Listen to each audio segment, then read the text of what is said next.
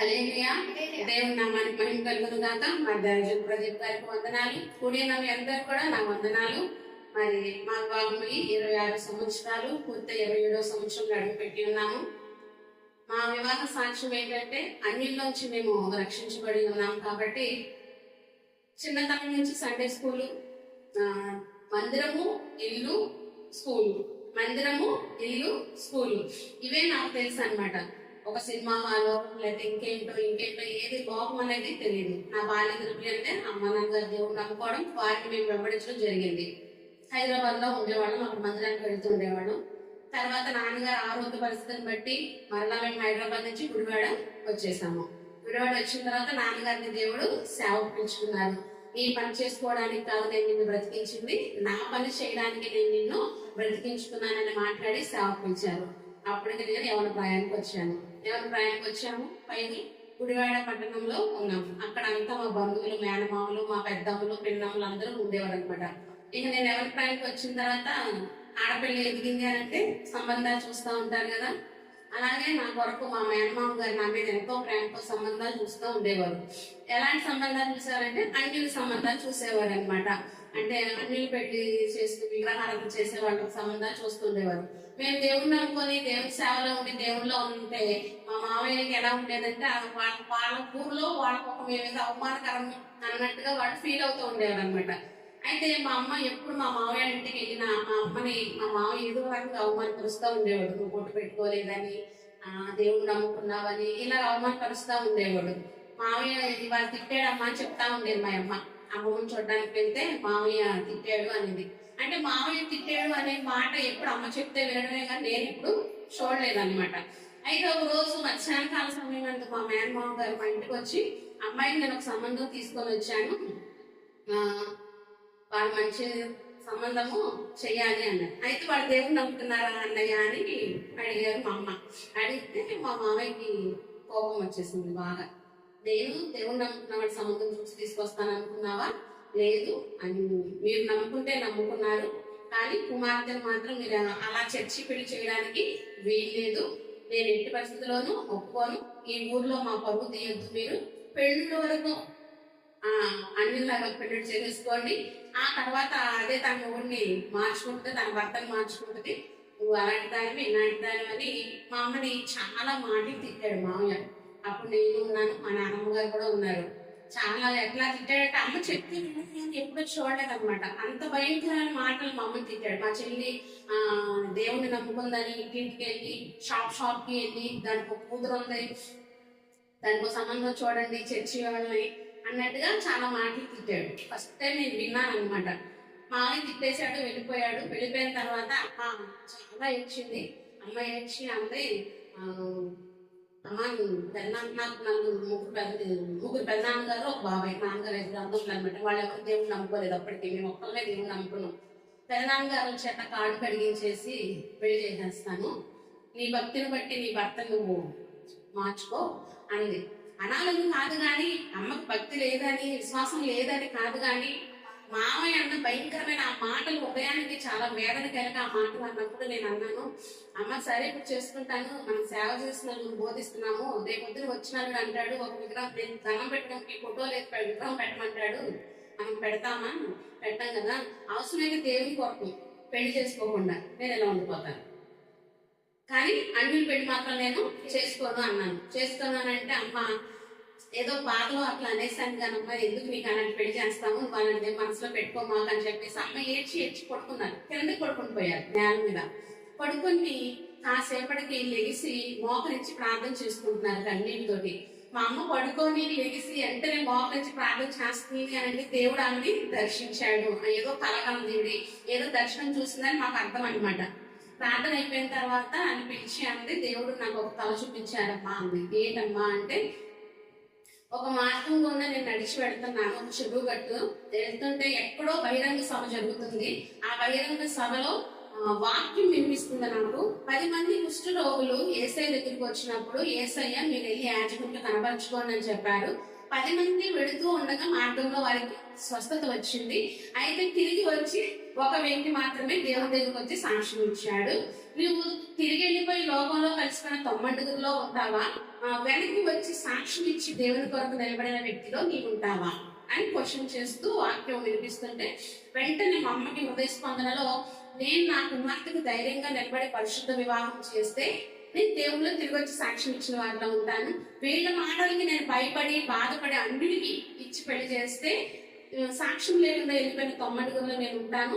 నా కుమార్తెకి పరిశుద్ధ వివాహం చేస్తాము, దేవుడు నమ్ముకున్న బిడ్డనే పెళ్లి చేస్తామని చెప్పేసి తీర్మానం చేసుకొని ప్రార్థన చేసిందనమాట. లేసి నాకు చెప్పింది అలాగే అమ్మ.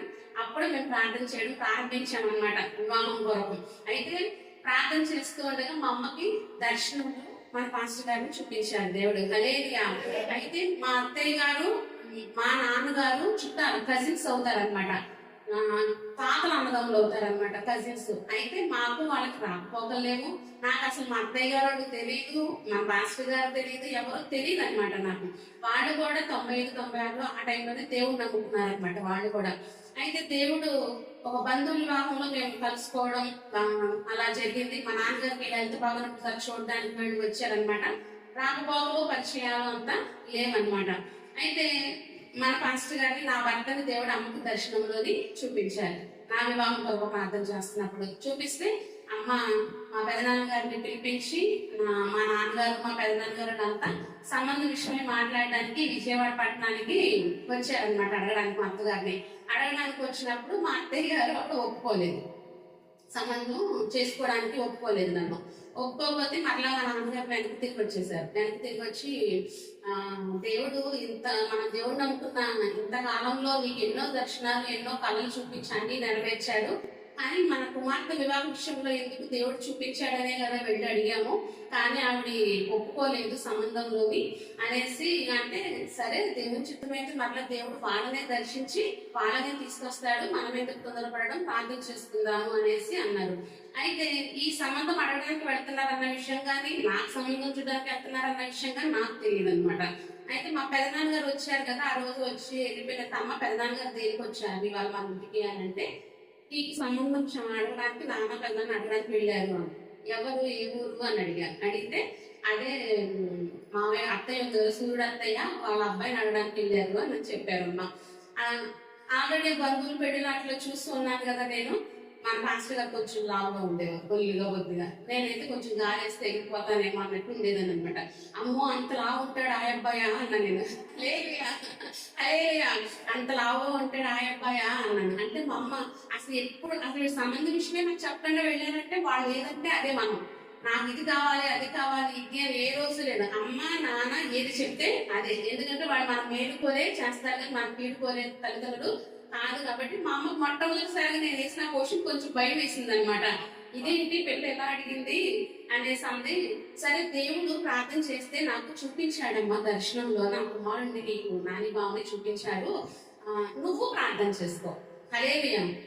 నీకు కళలు దర్శనాలు ఉన్నాయి కదా, దేవుడు నీకు కూడా చూపిస్తేనే నువ్వు ఒప్పుకుంది కానీ లేకపోతే లేదు అనేసి అంది. సరే అమ్మా అని చెప్పేసి నేను 3 రోజులు ఉపవాసం ఉండి ప్రార్థన చేశాను. నేను 3 రోజులు ఉపవాసం ఎప్పుడు ప్రార్థన చేశాను తెలుసా? మా నాన్నగారు వెళ్ళి అడిగినప్పుడు అత్తయ్య గారు కాదన్న తర్వాత నేను ఉపవాసం ఉండి ప్రార్థన చేశాను. ఎలా కాదన్న అడిగితే అయిపోతుంది కదా, కానీ అమ్మకు చూపించిన దేవుడు నాకు కూడా చూపించాలి అని చెప్పేసి నేను ప్రార్థన చేసుకుంటే 2వ రోజు దేవుడు నాకు కళ చూపించారనమాట. నేను వీళ్ళింట్లో ఉన్నట్టు, వీళ్ళింట్లో నేను నా ఇల్లు అన్న స్వతంత్రంగా వీరింట్లో పనంతా నేను పాస్టర్ గారి ఇంట్లో పనంతా నేను చేస్తున్నట్టు వచ్చి మా పాస్టర్ గారి పక్కన సోఫాలో నేను కూర్చున్నాను అనమాట. ఆ ఇంటి నా ఇంట్లో అన్నట్టు అన్ని పనులు చేసుకుని కళ వచ్చింది అనమాట. తర్వాత 2వ రోజు దర్శనం చూపించారు దేవుడు. అంటే ఒక వివాహ వేదిక మీద కుర్చీలో ఇద్దరము తెల్లటి బట్టలు వేసుకొని కూర్చొని ఉన్నాము, ఒకరినొకరు దండలు మార్చుకుంటున్నాము. అంటే దేవుని చిత్తము, దేవుడు ఏర్పరచుకున్న సంబంధం ఇది. అయితే మరి కాదన్నారు, అడిగిన తర్వాత కాదన్నారు, వద్దన్నారు. సరే అని చెప్పి ఇంకా మా అమ్మ ప్రార్థన చేస్తా ఉండేది. మధ్యలో ఒక పరీక్ష ఎలా ఉండేదంటే, అంతకు ముందు వరకు కూడా దేవుని నమ్ముకున్న వాళ్ళ సంబంధాలు వచ్చాయి కాదు కానీ అన్నిటి సంబంధాలు వచ్చాయి. ఎప్పుడైతే మన పాస్టర్ గారి దేవుడు నాని గారిని చూపించి అడిగి కాదు అని అత్తయ్య గారు అన్న తర్వాత దేవుని నమ్ముకున్న వాళ్ళ సంబంధాలు రావడం మొదలుపెట్టి. హల్లెలూయా. ఇప్పుడు ఒక పరీక్ష కాలమే కదా, ఇప్పుడు వరకు రాలేదు. దేవుడు ఒక చిత్తానుసారంగా దేవుడు నడిపిస్తున్న టైంలో వాటికి లోబడతామా? మరి సంబంధాలు వస్తున్నాయి కదా, వాళ్ళు కాదనేసారు కదా అని చెప్పి ఈ సంబంధం చేసుకుంటామా అన్నట్టుగా వాళ్ళ సంబంధాలు రావడం మొదలుపెట్టి, మా అమ్మగారు మా నాన్నగారిని కొంచెం ఒత్తిడి చేసేవారు. దేవుడు నమ్ముకున్న వాళ్ళు మంచిగా చర్చికి వెళ్ళేవాళ్ళు, అది వస్తున్నారు, మరి చేసేయచ్చు కదా అంటే మా నాన్నగారు ఒకటే అనేవాడు, దేవుడు నా కుమార్తెకి నానిని సిద్ధపరిచాడు. నాని వివాహం అయిపోయేదాకా మన పాస్టర్ గారు పెళ్లి అయిపోవాలన్నమాట. అయ్యాక నేను నా కూతురికి సంబంధం చూసి పెళ్లి చేస్తాను. అప్పటి వరకు గొప్ప సంబంధాలు రాని, ఏ సంబంధాలు రాని, నేను మాత్రం నా కూతురు పెళ్లి చెయ్యను. ఎందుకు అంటే రేపటి దినాన్ని అలా కాదని నేను వివాహం చేస్తే దేవుడు నన్ను వాళ్ళని దర్శించి నేను తీసుకురానని అనుకుంటున్నావా? నేను తీసుకురాలేననుకున్నావా? నేను తీసుకొచ్చేవాడిని కదా, ఇంకొక సంబంధం నువ్వు ఎలా చేసావు దేవుడు నన్ను అడుగుతాడు. అదే పిల్లడు పెళ్లి అయిపోయిన తర్వాత అనుకో, ప్రభు వివాహం అయిపోయింది కాబట్టి నేను నా కూతురు వివాహం చేస్తున్నానని అనుకుంటారు, చెప్పచ్చు దేవుడికి సమాధానం అనేసి నాన్నగారు అన్నారు. అలా ఎన్ని సంబంధాలు వచ్చినా నాన్నగారు వెళ్ళేవారు కాదు, చూసేవారు కాదు. ఈ నాని గారు మా పాస్టర్ గారి సంబంధం కొరకు ఎదురు చూస్తూ ఉండేవారు అనమాట. అమ్మా నాన్న ఎప్పుడు ఏ సంబంధం కొరకు ప్రార్థన చేసిన కళ్ళలో అమ్మకి దర్శనంలోని నా భర్తను దేవుడు నాని గారినే చూపిస్తూ ఉండేవారు. ఇంకా నా వివాహం విషయం ప్రార్థన చేస్తే చాలు, ఆ రాత్రి దేవుడు ఇన్ని కళ్ళలోని అమ్మకి చూపించేవారు అనమాట. అలాగా 2 సంవత్సరాలు గడిచిపోయింది. సంబంధం అడిగి కాదు అన్న తర్వాత 2 సంవత్సరాలు గడిచిన తర్వాత మా అత్తయ్య గారు నాకు వేరే సంబంధం చూశారనమాట. అంటే బంధువులే కదా అత్తయ్య గారు, నాకు వేరే సంబంధం చూసి మా నాన్నగారికి ఫోన్ చేసి, జ్యోతికి ఒక సంబంధం వచ్చింది, బాగుంది, మంచి సంబంధం రండి అని. మా అమ్మ మా నాన్నకి ఏం అర్థం కాలేదు. వీళ్ళ అబ్బాయిని దేవుడు చూపించాడు, వెళ్ళి వీళ్ళ అబ్బాయికి సంబంధం అడిగాము, కాదన్నారు, ఓకే, కానీ ఆవిడే మళ్ళీ మన కుమార్తెకి ఇంకో సంబంధం చూస్తుంది కాబట్టి పెద్ద ఆవిడ కాదనలేము అని చెప్పి సరే చూసొద్దాము అని ఆ సంబంధానికి, అంతకుముందు ఎన్ని వచ్చినా వాళ్ళని మా అమ్మ నాన్న మా అత్తయ్య గారే నాకు చూసిన సంబంధానికి చూడడానికి వచ్చారనమాట. వచ్చారు, చూసుకున్నారు, అన్ని జరిగి మామూలు వచ్చేసారనమాట. వచ్చేసిన తర్వాత ఇంకా ఏం మాట్లాడుకోలేదు. కొద్ది రోజుల తర్వాత మా అత్తయ్య గారు ఫోన్ చేశారనమాట. అప్పుడు మనకి ఫోన్లు లేవు. పక్కింట్లో ఫోన్ చేసి పలానా వాళ్ళని పిలవండి అని అంటే వాళ్ళు వచ్చి మీకు ఫోన్ వచ్చిందంటే వెళ్ళి మాట్లాడుతున్నమాట. మా మేనమామ గారు షాప్ లో ఉండేది, అక్కడికి ఫోన్ చేస్తే అప్పుడు మాట్లాడేదనమాట. వాళ్ళ పెద్ద కోడలు గారు ఎక్కువ కట్నం తెచ్చుకున్నారు, నేను అంత కట్నం ఇవ్వలేనక్క అనేసి అంటే, మళ్ళీ మా అత్తగారి మీడియేటర్ మాకు వాళ్ళకి చెప్తే వాళ్ళేమో, నేను కట్న కాంకులు ఏమన్నా అడిగామా, పిల్ల మాకు నచ్చితే మేము చేసుకుంటాం కదా అని చెప్పేసి అన్నట్టు మళ్ళీ మా అత్తగారు మాకు ఫోన్ చేసి చెప్పినప్పుడు సరే ఓకే చూద్దాము అనేసి అప్పుడు మా మేనమామ గారిని వాళ్ళని పిలిచి మా నాన్నగారు మాట్లాడారనమాట. మాట్లాడి ఇట్లా మా అక్క సంబంధం చూస్తుంది మా అమ్మాయికి, మేము వెళ్ళి చూసి వచ్చాము, బాగుంది అని అంటే అప్పుడు మా మేనమామ గారు ఏమన్నారంటే, మీ ఇద్దరే కదా వెళ్ళి చూసి వచ్చింది, ఆడపిల్ల ఉన్నాయి, మనం అంత తొందరగా పెళ్లి చూపులు కాటికి చూపించకూడదు, మీ అన్నదమ్ములు ఉన్నారు, మేనమామలు బావద్దు, మేము ఉన్నాం కాబట్టి అందరం కలిసి వెళ్ళి ఇంకోసారి చూసుకొని మాకు కూడా నచ్చితే అప్పుడు వచ్చి మన పిల్లలు మనం చూపిద్దాము అన్నారు. సరే మీ అక్కకి ఫోన్ చేసి పలానా రోజు వస్తామని చెప్పేయండి అన్నారు. అలాగే మా అక్కకి నేను అనౌన్స్ చెప్పేస్తాను అనేసి అన్నారు. వెళ్ళిపోయిన తర్వాత ఆ రాత్రి మా నాన్నగారు అనుకున్నారు ఎవరికో ఫోన్ చేసి పిలవమని చెప్పి అని, ఎందుకు నాకు రేపు విజయవాడలో పని ఉంది కాబట్టి నేను అక్క దగ్గరికి వెళ్ళి అక్కతో విషయం చెప్పి నా పని చూసుకొని నేను వచ్చేస్తాను, పలానా రోజు మేము అందరం కూడా మరలా పెళ్లి కొడుకు ఇంటికి వెళ్తామని చెప్పడానికి నిర్ణయించుకున్నారు. ఆ రాత్రి అదే రోజు రాత్రి అప్పటికి మన పాస్టర్ గారు నాని గారికి 2 సంవత్సరాలు అయితే కాదన్నారు, సంబంధాలు చూస్తూ ఉన్నారు, ఏ సంబంధం కూడా సెట్ అవ్వట్లేదు. మా అత్తయ్య గారు 40 రోజులు ఉపవాసం ఉండి ప్రార్థన చేస్తున్నారు అనమాట. నా భర్త గారి నాని గారి కొరకు ఉపవాసం ఉండి ప్రార్థన చేస్తుంటే ఆ రోజు రాత్రి అత్తయ్య గారికి దేవుడు నన్ను చూపించాడు. హల్లెలూయా. ఆ రోజు రాత్రే మా నాన్నగారు ఏమనుకున్నారు, రేపు వెళ్ళి నేను అక్కతో మాట్లాడి నా పని చూసుకొని నేను వస్తాను. అదే రోజు రాత్రి మా అత్తయ్య గారికి దేవుడు దర్శనంలో నన్ను చూపించి, నేను ఈ కుమార్తెని నేను సిద్ధపరిచాను, నువ్వు వేరొక సంబంధాలు చూడొద్దు అని చెప్పి దేవుడు మాట్లాడాడు. మాట్లాడితే మా అత్తయ్య గారు మళ్ళీ దేవుడికి ఒక కండిషన్ పెట్టారు. ఏమని కండిషన్ పెట్టారంటే, నిజంగా ఈ జ్యోతిని నా కొడుకు నానికి నువ్వు సిద్ధపరిచింది నిజమైతే రేపు ఉదయం నేను లేచి ప్రార్థన చేసుకొని ఆమెను చెప్పేటప్పటికి నా ఇంటి తలుపు వెళ్ళి మోగితే నేను మొదటగా తలుపు తీయగానే ఎవరు కనపడాలి? మా నాన్న కనపడాలి, మా తమ్ముడు కనపడాలి. అలా మా నాన్న కనబడితేనే ఆ సంబంధం నీ చిత్తం అని ఒప్పుకుంటానని చెప్పి మా అత్తగారు కండిషన్ దేవునికి పెట్టారు. సరే అని చెప్పి ఆ రోజు రాత్రి ఇక్కడ ఏం జరుగుతుంది, మా నాన్నగారు ఫోన్లో ఎందుకు నేను పొద్దుటే వెళ్ళి మా అక్కతో మాట్లాడి వస్తానని మా నాన్నగారు. దేవుని చిత్తం అలా దేవుడు అన్ని సమకూర్చుతూ తీసుకొస్తున్నారు అనమాట. మా అత్తయ్య గారు పొద్దున్నే ఆ రాత్రి దేవుడు దర్శించారు. మా అత్తయ్య గారు ప్రార్థన చేస్తే గంటన్నర 2 గంటలు ప్రార్థనలోనే ఉంటారనమాట. మా నాన్నగారు ఆ రోజు పొద్దున్నే లేచిపోయి 6 బయలుదేరిపోయి మాకు 6-7 పోర్షన్లు ఇలా బాగా ఉండేవి. చివరి పోర్షన్లో మేము ఉండేవాళ్ళం. గేటు దాకా వెళ్ళిపోయింది మా నాన్నగారు. వెనక్కి తిరిగి వచ్చి మా అమ్మగారి పేరు మల్లేశ్వరి, మళ్ళీ ఒకవేళ మా అక్కే మనసు ఏమన్నా మార్చుకొని జ్యోతిని నేను చేసుకుంటానని అడిగితే ఏం చేయను, నిజంగా దేవుడి చిత్తం అయితే మనం ఆ సంబంధానికి మరలా వెళ్ళకుండానే ఆ వదిన గారే ఒప్పుకుంటారు. ఒప్పుకుంటే మాత్రం సంతోషంగా ఒప్పుకొని వచ్చేయండి అని చెప్పి అమ్మ పంపించారు. అలా నాన్నగారు విజయవాడ వచ్చారు.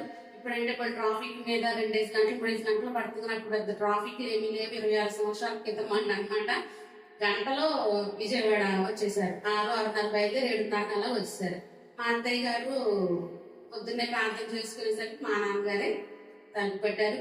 మా అత్తయ్య గారు తలుపు తీసేసరికి మా నాన్నగారు ఎదురుగా కనబడేసరికి గబగబా సంతోషంగా మా నాన్నగారిని లోపలికి తీసుకెళ్ళి ఒక ఇప్పుడు పంచుతారు. మా నాన్నగారి నోట్లో వేసి, నాన్న జ్యోతిని నేను చేసుకుంటాను, దేవుడు రాత్రి నాకు దర్శించారు అన్న. హల్లెలూయా.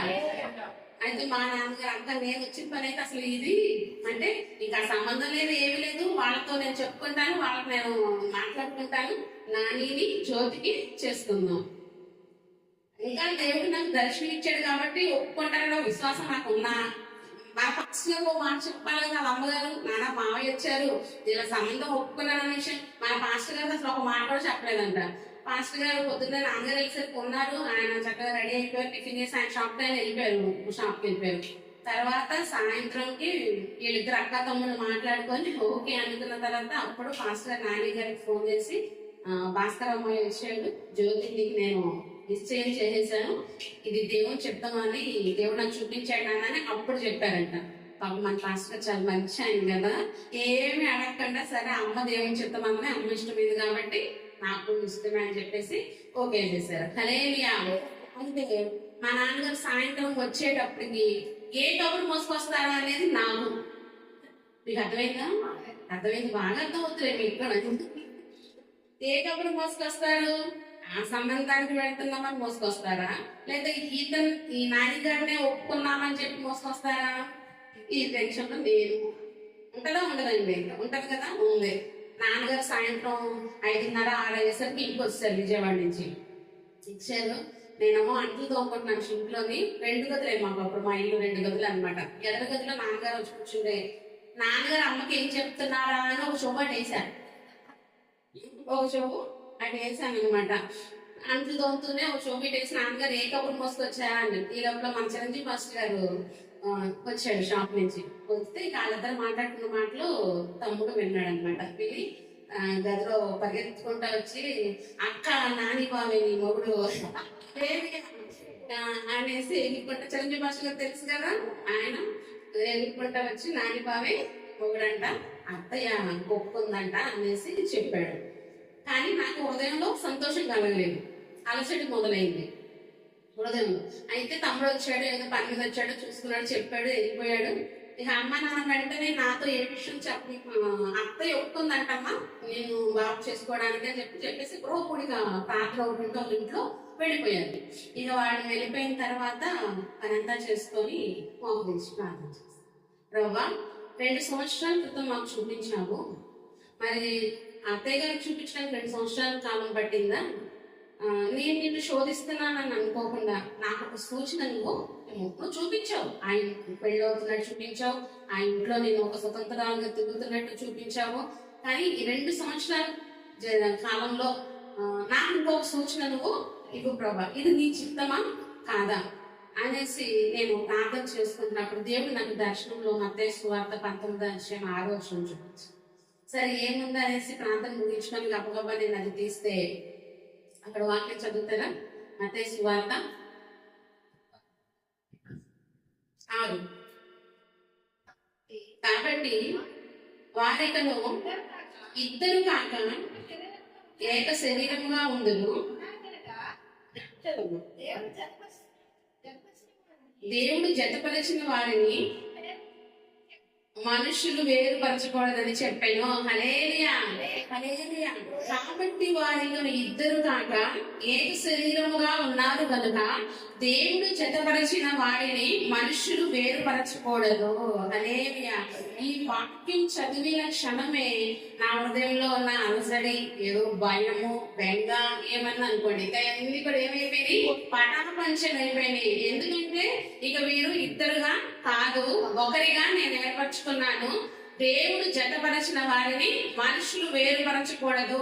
కొన్ని 2 సంవత్సరాల కాలం ఎందుకు లేట్ అయిందంటే, కొంతమంది మనుషులకు నేను నచ్చక, మన మనుషులు ఏం చూస్తాం, పై రూపాన్ని చూస్తాం కదా, నలుపు, తెలుపు, అందం, చందం, పొడుగు, పొట్టి, ఇట్లా లాపు, సన్నం, ఇలాంటివి మనం చూస్తాము. ఒకవేళ మనుషులు దేవుడు జతపరిచిన తర్వాత వేరుపరచాలన్నా వాళ్ళ వల్ల అవ్వదని చెప్పి దేవుడు నాకు ఈ వాగ్దానం ఇచ్చారు. మరి 2000 సంవత్సరం మే 14వ తారీఖున మా ఎంగేజ్మెంట్ జరిగింది. 2000 సంవత్సరం ఆగస్టు 9వ తారీఖున దేవుడు మా వివాహం జరిగించాడు. హల్లెలూయా. అయితే ఏ మేనమామలైతే, ఏ బంధువులైతే ఎలా పెళ్లి చేస్తావో, పరిశుద్ధ వివాహం ఎలా చేస్తావో మేము చూస్తాము, జరుగుద్దా అది అని పంతంగా కూర్చున్న వాళ్ళందరి మధ్యన, వాళ్ళ కోట్లకు అధిపతులు అవనివ్వండి, లక్షాధికారులు, వాళ్ళ పిల్లలు పెళ్లికి కూడా చేయలేనంత ఘనంగా దేవుడు ఆ గుడివాడ పట్టణంలో పరిశుద్ధ వివాహము మా బంధువుల్లో, మా అయిన వారందరిలోను, సంఘంలోను, సమాజంలోను ఒక ఘనముగా వివాహం జరిగించాడు. హల్లెలూయా. ఆ రోజుల్లోనే 26 సంవత్సరాల క్రితమే నా వివాహానికి 1000 నుంచి 1200 మంది జనాభా వచ్చారు. కొంతమంది ఏంటంటే అసలు ఎలా చేస్తున్నాడో పెళ్లి చూద్దాం, ఇది ఎలా జరుగుతుందో చూద్దాం అని పరీక్షించడానికి వచ్చారనమాట. పిలిచిన ప్రతి ఒక్కరు కుటుంబాల్లో దేవుని కుటుంబం వచ్చారు. వచ్చిన ప్రతి వారు కూడా సాక్ష్యం ఇచ్చారు. పరిశుద్ధ వివాహము, దేవుని సన్నిధిలో పెళ్లి అంటే ఇలా ఉంటదా, ప్రతి ఒక్కరు అద్భుతమైన సాక్ష్యాన్ని ఇచ్చారు. హల్లెలూయా. తానని నమ్మిన వారిని ఆయన ఎన్నడూ సిగ్గుపరచడు. సిగ్గుపరిచే దేవుడు కాదు. ఎలా పెళ్లి చేస్తాడని అవమానించాలనుకున్నారు, నాన్నగారిని సిగ్గుపరచాలనుకున్నారు అమ్మని, అయినప్పటికీ వాళ్ళందరూ ముందే దేవుడు ఘనముగా నా పరిశుద్ధ వివాహాన్ని, నాని పాస్టర్ గారిని నన్ను జతపరిచి 26 సంవత్సరాల కాలం కూడా ఆయన రెక్కల కింద మమ్మల్ని భద్రపరిచి, నూతన సంవత్సరం 27 సంవత్సరం దేవుడు మమ్మల్ని ప్రవేశపెట్టి ఉన్నాడు. నేను ఇంకా ఆయన సేవ ఈ 26 సంవత్సరాల కాలంలో ఎన్నో బాధలు, ఎన్నో సమస్యలు, ఎన్నో రోగాలు, ఎన్నో ఇరుకులు, ఎన్నో ఇబ్బందులు, అలాగే సంతోషము, ఆనందము అన్నింటిలో కూడా దేవుడు మాతో తోడుండి నడిపించాడు. వివాహం 2000 సంవత్సరం ఆగస్టు 9వ తారీఖున మా వివాహం జరిగినప్పుడు 2001 జనవరి 1వ తారీఖున వాగ్దానం ఇచ్చాడు దేవుడు నాకు. ఏమనంటే, గర్భఫలము యెహోవా ఇచ్చు, బహుమానం ఇచ్చారు. అదే సంవత్సరం దేవుడు నాకు పెద్ద కుమారుడు యశ్వంత్ మనోహర్ని మరి నాకు దేవుడు అనుగ్రహించి ఉన్నాడు. హల్లెలూయా. అలాగే 2003 జనవరి 1వ తారీఖున వాగ్దానము, ఆయన దేవుని వలన నీవు కృప పొందితివి అని మరియమ్మకి దేవుడు గాబ్రియేలు దూత వచ్చి, యేసు ప్రభు వారు పరిశుద్ధాత్మ ద్వారా నువ్వు గర్భము ధరిస్తావు, ఆయన వలన నువ్వు కృప పొందితివి అన్న వాగ్దానాన్ని దేవుడు నాకు ఇచ్చారు. మరి అదే సంవత్సరాన్ని దేవుడు చిన్న కుమారుడు వాగ్దానం పూర్వకంగా దర్శన మనోహరి దేవుడు నాకు ఇచ్చాడు. హల్లెలూయా. నా కుటుంబాన్ని దేవుడు జతపరిచాడు, నా కుటుంబాన్ని దేవుడు కట్టాడు. 26 సంవత్సరాలు ఒక సందర్భంలో కుటుంబంగా కూడా చనిపోవాలనుకున్నాము, అయినా దేవుడు వాటి నుంచి అన్నిటి నుంచి కూడా విడిపించి ఈ దినమున సేవకులుగా ఆయన సన్నిధిలో మమ్మల్ని నిలబెట్టుకున్నాడు. ఆ దేవుడికి ఎన్ని కృతజ్ఞతాస్తుతులు చెల్లించినా కూడా తక్కువే. దేవుడు జతపరిచిన వారిని మనుషులు వేరుపరచకూడదు, వేరుపరచలేరు. హల్లెలూయా. ఇంతవరకు దేవుడు ఆయన రెక్కల కింద మమ్మల్ని భద్రపరిచి కాపాడిన దేవుడికి స్తోత్రాలు చెల్లిస్తూ చిన్న సాక్ష్యాన్ని ఊహిస్తున్నాను. ఆమేన్. హల్లెలూయా, హల్లెలూయా. సమయం ఎక్కువైనట్టుంది.